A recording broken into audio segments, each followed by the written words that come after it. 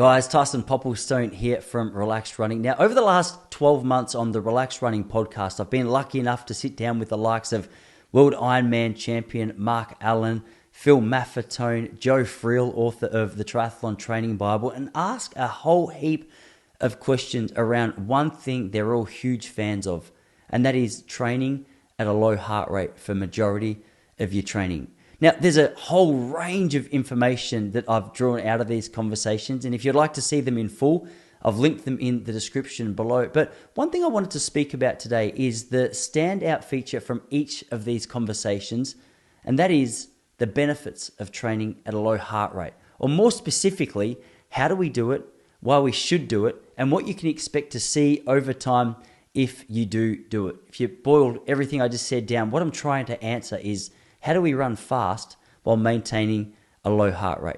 That's what we're going to check out right now. Just before we do get into today's video, I'm really excited to let you know that we've recently partnered with Pillar Performance, a micronutrition brand with the intention of making sure that you and I, regardless of our endurance-based sport, rock up to the start line feeling fresh and ready to roll. I've linked their website in the description below, and if you use the coupon code I've provided, you'll get 15% off your first order. But now, let's jump into the main focus of this video. How do we run faster while maintaining a low heart rate? To kickstart this conversation, I think it's important to highlight the fact that when it comes to performance in endurance sport, the one area that so many of us let ourselves down in is by buying into this idea that if we want to run fast, that all of our training has to be fast. It has to be intense and it has to be more and more volume.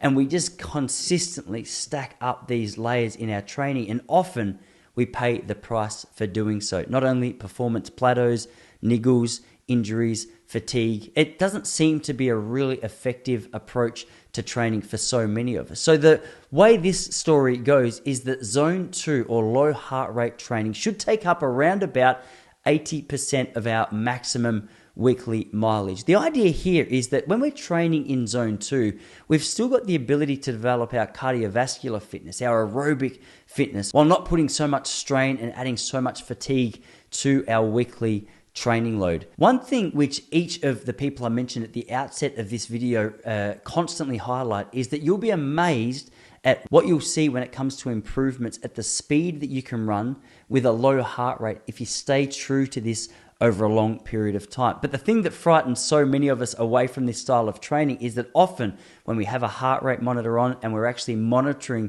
the speed and the heart rate that we're operating at, a lot of the time, the pace we're required to run initially to stay in zone 2 training is way slower than any of us might have thought. In fact, Mark Allen laughs about this when he decided to take this approach to his own training. This is what he had to say about what he and the athletes he was training with thought about this new style of training.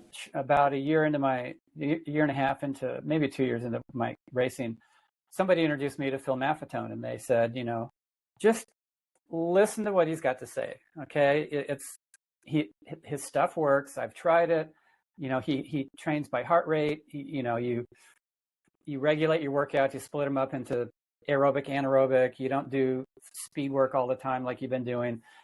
He'll get you to slow down, and over time, though, you're going to actually be a lot better and a lot stronger, a lot more resilient. So I'm like, all right.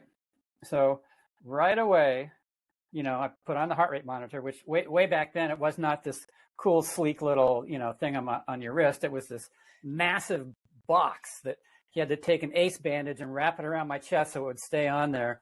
And the readout was on the top of the box, And so I'm running along. I had like 2 T-shirts on because this thing looked very strange, and I kept having to look down to see what the heart rate was, So anyway, I felt like I was barely moving.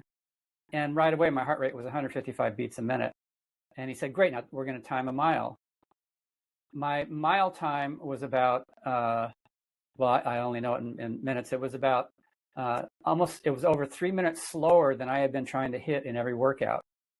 And I'm thinking, at this pace, it was about an 8.5 minute mile. At this pace, I can't beat guys that are twice my age. This is ridiculous. He said, just try it for a month. Just train aerobically every day. I know that your training partners are going to be pulling away from you. Don't worry about it. As you do this, your body will develop those fat burning enzymes that break down fat for fuel, and you'll get faster at these same heart rates. So I went with it, and at first I was like, ooh, this is ridiculous. But the thing that was sort of like, the light bulb was starting to go on was that when I got home from my workouts, I actually felt good instead of wasted and trashed and like, I got to lay down for an hour. And I also saw that my consistency was starting to go up. Like day after day, I could put in some decent hours of training, and day after day, I was recovering, and my sleep was better. And just, I felt like my moods were more steady, just like everything was evening out. And then eventually, he had me add in some speed work. And then I went to my first race off of this kind of aerobic, anaerobic, splitting things up a little bit more. And I crushed. I killed it. Okay, so it's all good and well to know the benefits, to know the reason that people actually speak about why we should do this. But I guess it's important to know, how do we actually figure out what low heart rate zone 2 training actually is? And the truth is, there's various ways we can do it, from free and very easy to very expensive and very science-based. I'm going to go through those with you right now.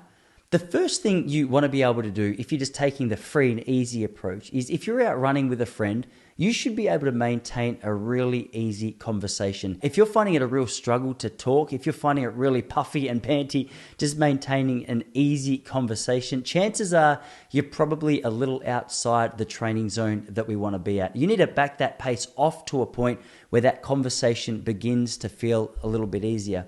If you're not a huge fan of that and you like to actually use a little bit more data to structure what it is that you're basing your heart rate zones off, there's a number of free online measurements that you can use to get a little bit of a gauge. Now, granted, they're a little more generic. They're not going to be as specific, but they'll give you a bit of an idea based on paces and based on previous experiences and results as to where you should be pace-wise, heart rate-wise, for your age, for your fitness, etc. If you want to check those out, I've linked a couple of my favorites in the description to this video below. You can check those out there. Now, the creme de la creme of measuring heart rate zones specific to you is if you decide to go and get yourself a lactate threshold test, a VO2 max test, which is going to give you a far more specific data set to actually base your training zones off.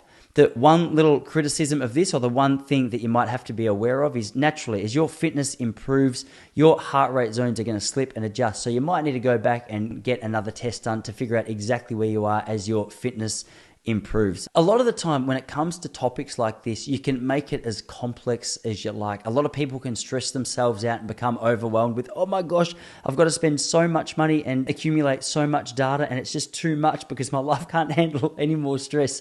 Guys, the truth is, when it comes to running has a reputation for rewarding athletes who are the most consistent. So regardless of whether you take the free approach or you spend some more money and get something highly individualized, make sure you stick to what it is that you should be sticking to. A lot of the time, we'll go out knowing how an easy run should feel, and yet the emotions of the situation or our excitement about what it might look like on Strava or wherever you post your runs takes over. And naturally, we start to pick up the pace and we ignore the heart rate and we think, I'll just do it once. But that happens time and time again, which sees us time and time again, leading to injuries, fatigue, niggles, and just general performance drops.